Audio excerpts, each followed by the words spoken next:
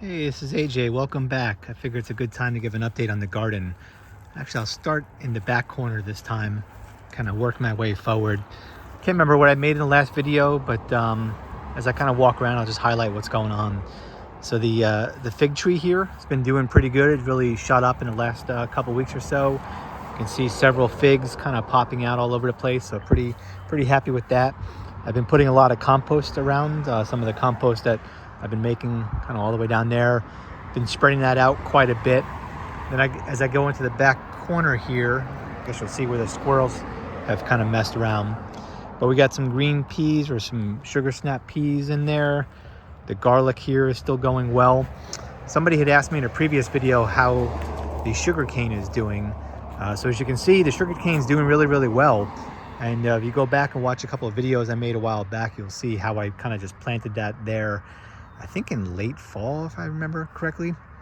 And then next to that, the sunflowers are popping up pretty nicely. I have some more sugar snap peas there and here.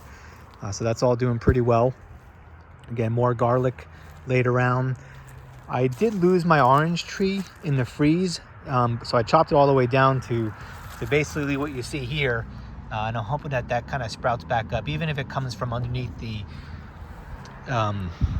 graft union, I can still kind of tap into it. And then my wife was out here the other day. I think she's putting watermelons in here. Got some other garlic that's been doing fairly well.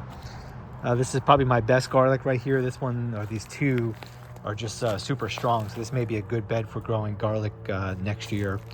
Got a little bit of eggplant that we put in there. And most of the smaller stuff we started from seeds, including, you'll see we have squash all over the place. I usually don't do good with squash. The bugs will get to them. But this year we hit them with a number. So we have squash everywhere. In addition, we have several peppers.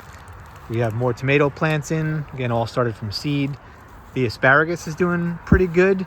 I let it pop up a little bit, and then I trimmed it down the other day. So we've been getting a few. I had some yesterday. We had a little bit of a barbecue. I don't see any popping up right now. The peach tree is looking pretty good. You can see I have little peaches kind of everywhere. Last year I only had one or two peaches and they didn't really produce very well, but this year I have kind of peaches all over the place. Same type of thing. I've been putting the compost down kind of all around it, so it looks pretty good. And then as I scan through the circle garden here, you'll see that I do have squash everywhere. And you'll also see, this is a little tip, I have this little bush here that has these flowers coming out, these little pretty flowers that the bees have been coming to recently. These are all lentils. So I use lentils because they're a legume and they're a nitrogen fixer. So I use them as kind of a cover crop. As they take nitrogen out of the atmosphere, at least my research says that, they put it down into the soil. So I'll be coming back here probably after the flowers fall off. I'll cut that back. The nitrogen will already be in the soil. And then everything else that I have planted around here will start to take off from there. So as I scan around, you start to see, I said, primarily squash at this point. And then I learned this trick. I went to the fruit tree workshop up in Bernie last year. I think it was the fall time frame. And if you go back some of my previous videos, you'll see that this little plum tree here was about yay tall. But what they had recommended is after you plant a tree to kind of cut it all the way back. So I did that. And now I got all this vigorous growth kind of coming out. So we'll keep my eye on that and see how that does. I also have, for the first time, cilantro over here somewhere. Yeah, so I planted a whole bunch of cilantro seeds.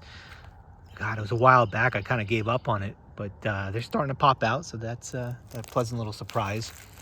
And then as I go down to my other area here, my mulberries, this one here, that one there, are doing pretty good. The pomegranates are all doing pretty good. And then my hazelnut, I was concerned about that as well, but the hazelnut's doing okay. And then even a blueberry, I got one blueberry on there right now. There's probably a few more hiding out, but blueberries doing okay. I would recommend, I've been experimenting with blueberries in the ground here for a while. I'm not having great success. A lot of people told me to put them in pots and don't bother putting them in the ground. So I would probably confirm that advice. At least I would say if you put them in the ground, don't expect much. And then finally, I guess the last thing I'll show is I've been trying to build up my soil in this area over here. So I planted a bunch of red clover. It was kind of a cover crop, a seasonal cover crop. So all my red clover just about done flowering out, but I have red clover all over the place. And this was primarily just, again, to build up the soil, to get some roots down in there. So overall, I'm pretty happy and pleasantly surprised with everything that's going on. So hopefully you enjoy the video, and I'll catch you later.